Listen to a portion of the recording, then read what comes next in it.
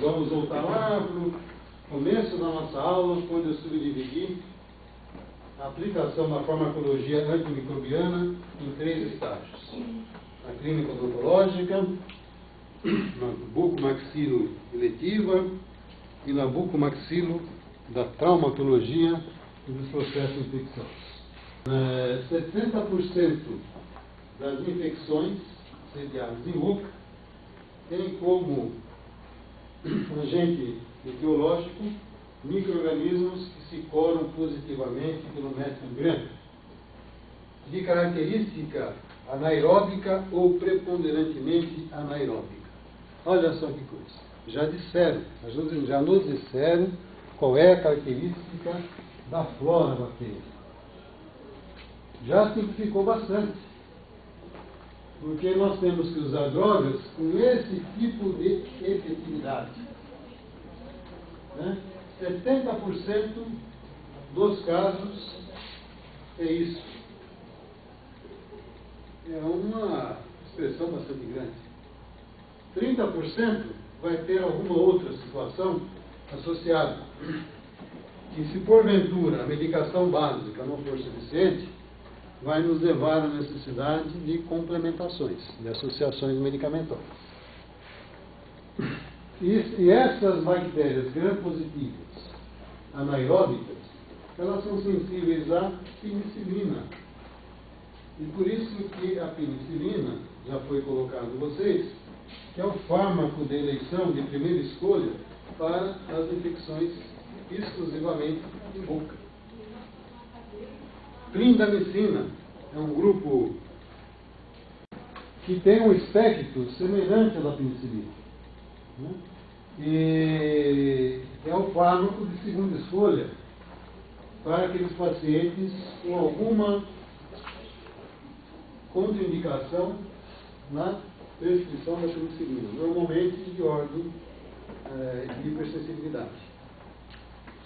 Temos a cefalosporina, também bastante eficiente, só que a cefalosporina faz parte do grupo da penicilina, que tem o anel beta-lactâmico na composição da molécula.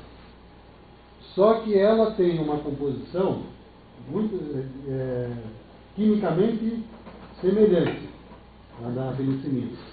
Mas esse arranjo molecular, ele é diferente e traz especificidades.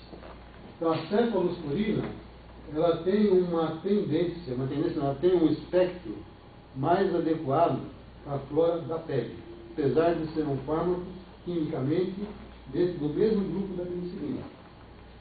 A partir do momento que eu disse isso, já deu para fazer uma grande relação com a clínica buco-maxilo-facial.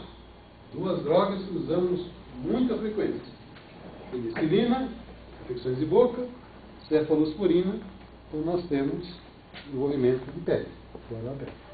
Claritromicina é um outro grupo de antimicrobiano que eu vou colocar no transcorrer da minha exposição as suas indicações. É uma droga mais recente, e aí existe uma situação em que normalmente os profissionais tendem a querer usar medicamentos de última geração, de gerações mais recentes, e dentro do princípio de seleção de um fármaco, isso não é correto. Mas, às vezes, isso acontece com frequência, e aconteceu essa semana no meu consultório, em que uma paciente de uma senhora comentou que o neto estava com muita dificuldade de se alimentar, por dores na boca, e fez toda uma descrição. E eu falei: essa criança teve febre? Não teve. Teve desarranjo intestinal? Teve. Então tá, então tem uma perda imunológica. Deve ter o quê? Uma lesão hepática na boca. Apunhata também. Mas o que eu achei estranho, que eu levei meu neto no pediatra, e ele pediu para que colocasse micostatin. Micostatin, pô, é na minha época de criança. E está certo, tem que colocar micostatin mesmo. Mas no conceito dela, o médico era antiquado, porque ela usou micostatin quando criança, vai com o neto dela, que depois de de 50 anos vão usar o microstativo. Então, essas questões de interpretação, às vezes faz, tanto no profissional, ele se achar que é antiquado, usar amoxicilina, usar uma tetraciclina, sendo que tem tantas drogas novas, como também o paciente pode ter uma interpretação semelhante, não técnica. Mas, tecnicamente falando, nós temos que partir dos fármacos mais básicos para os de gerações mais recentes.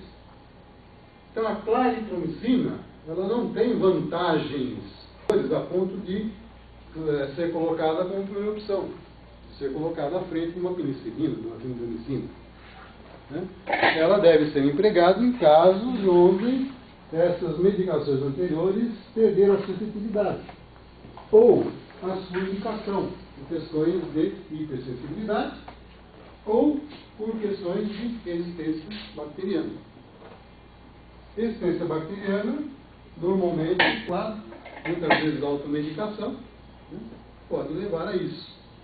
E outra situação de resistência são ambientes onde os pacientes têm uma gravidade maior no seu caso clínico.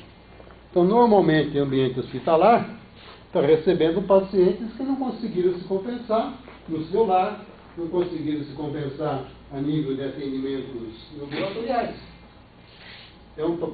Então, obviamente, se o caso é de um paciente asa 1, de uma infecção em boca, é diferente do que se ele tivesse sido contaminado dentro do ambiente hospitalar de câncer crônico. Então, não tem que começar com drogas antiespléticas. Eritromicina e tetraciclina. Eritromicina e tetraciclina eram as drogas de escolha que eu me formei há 32 anos atrás. Tetrex era uma droga maravilhosa, não sei se... Né? Era tão popular isso que as pessoas já, qualquer excesso, já iam lá tomar um Tetrex. As eritromicinas eram um medicamento também popular, mas era mais de indicação profissional. Então são drogas de excelente ação farmacológica, mas que acabaram ficando em desuso em razão do emprego inadequado e de resistência bacteriana. E efeitos adversos também, porque a tetraciclina, principalmente em pacientes em fase de crescimento, ela tem uma grande afinidade com o tecido mineralizado. É uma droga muito adequada para tecido ósseo. Mas por ter essa afinidade, ela tem afinidade o quê? Pelo tecido odontogênico em formação. Então ela incorporava dentro do processo de desenvolvimento do dente, da neurogênese, e promoveu as manchas. Então, é uma diversidade.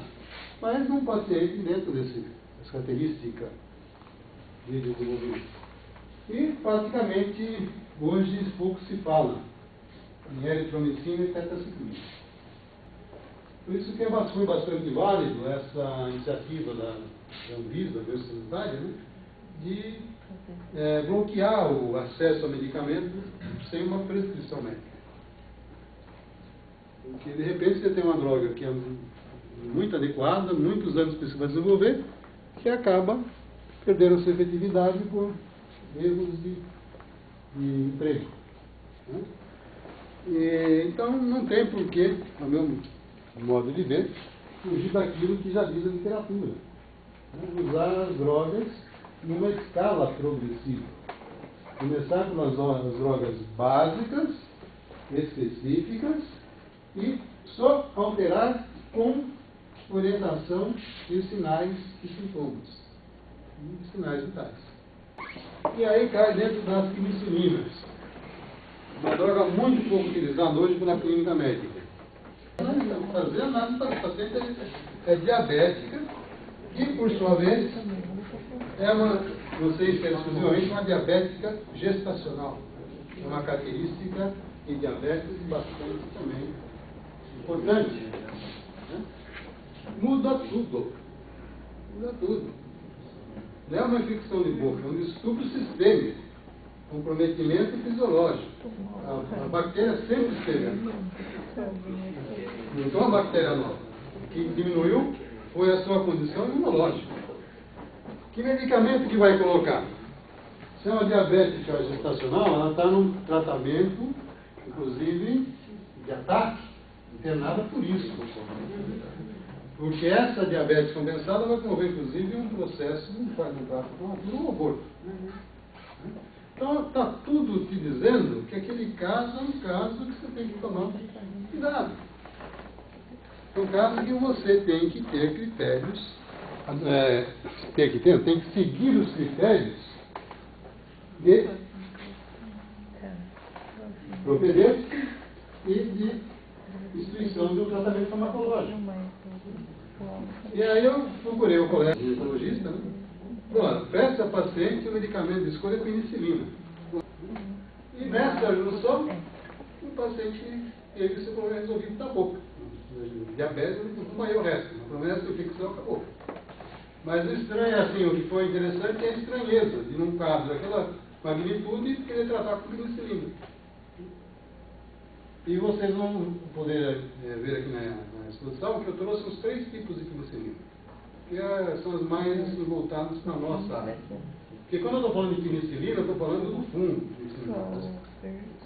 É uma penicilina natural. Parece-me que dentro dessa questão da ginecologia, a cristalina é a mais adequada. Então, tem que ter essa comunicação. Porque o paciente é isso, isso é o tema da farmacologia. Eu já coloquei lá, nós estamos na 3ª aula de farmacologia, né? 3º sábado. Lá no primeiro dia, eu falei que é uma ciência, que é uma área extremamente ampla. Eu conheço uma pequena parte dessa ferramenta. No entanto, lá no site, ou Ginecologia, né, tem lá artigos de farmacologia. Tem lá, e acho que também tem na parte interna do site, aquela parte que interliga com o Yahoo. Temos, assim, conteúdos muito bons e que são complementares a esse que eu estou colocando aqui. E um dos temas que tem lá, os artigos, é a história do antibiótico. Que tem muito a ver, ou totalmente a ver, com a história da penicilina, que foi o primeiro antibiótico descoberto. Né? Então eu não vou entrar nessa questão, nessa história, mas é importante que vocês conheçam, porque não só é a história, como é o início do raciocínio da antibiótico-terapia. E esse primeiro antibiótico descoberto lá, de uma forma até acidental, era ainda, em 2013, a droga de eleição para as infecções de boca. Nós temos, dentro dessa categoria,